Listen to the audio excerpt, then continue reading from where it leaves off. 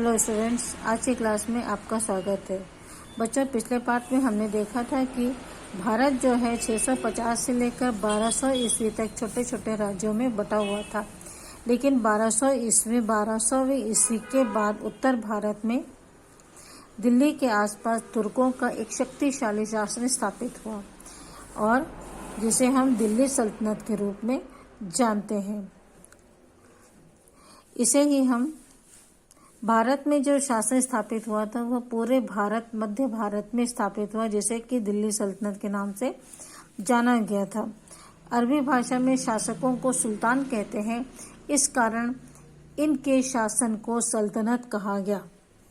इस सल्तनत कालीन में 5 वंश थे: गुलाम वंश, तुगलक वंश, खिलजी वंश, सैयद वंश और लोधी वंश।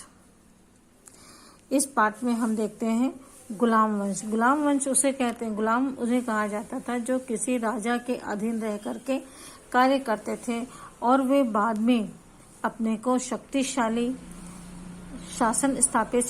शासक के रूप में स्थापित करने के लिए अपने राजाओं के बाद शासन की बागडोर संभालने लगे थे।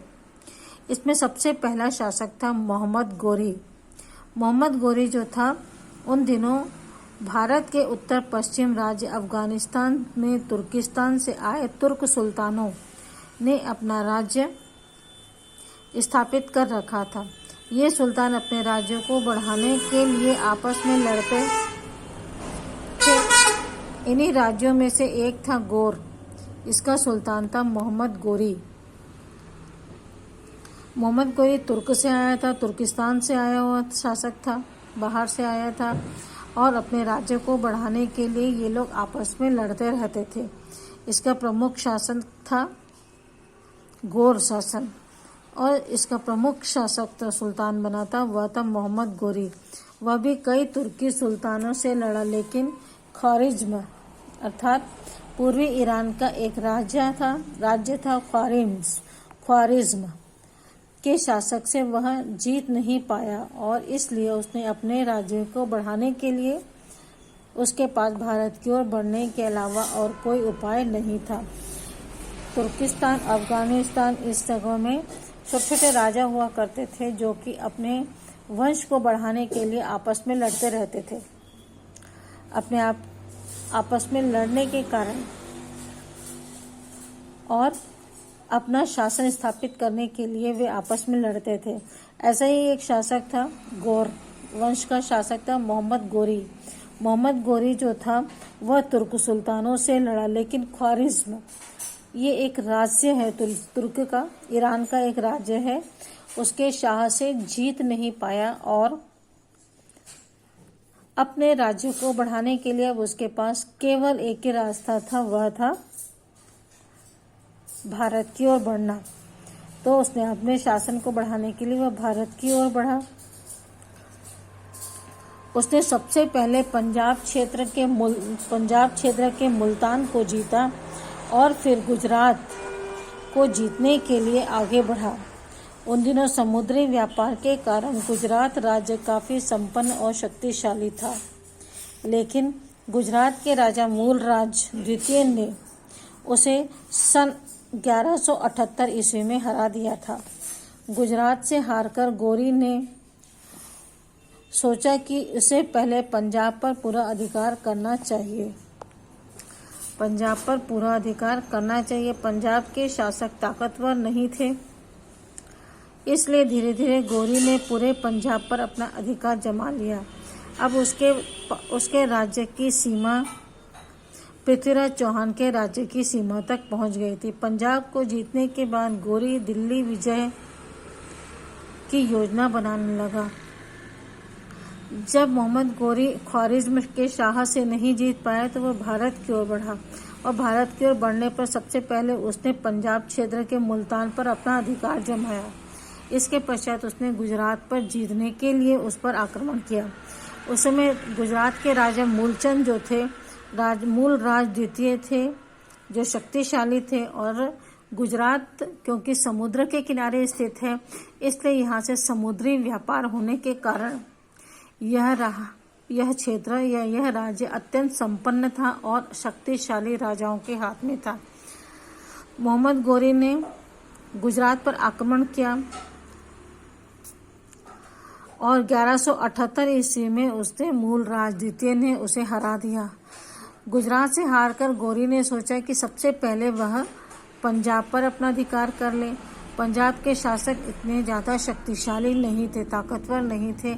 इस कारण धीरे धीरे गोरी ने पूरे पंजाब पर अपना अधिकार कर लिया और उनका राज्य जो है कहाँ तक पहुँच गया? पृथ्वीराज चौहान के राज्य की सीमा तक पहुँच गया। पंजाब को जीतने के बाद मोहम्मद गोरी ने दिल्ली विजय की योजना बनाई। दिल्ली पर अपना अधिकार करना चाहता था।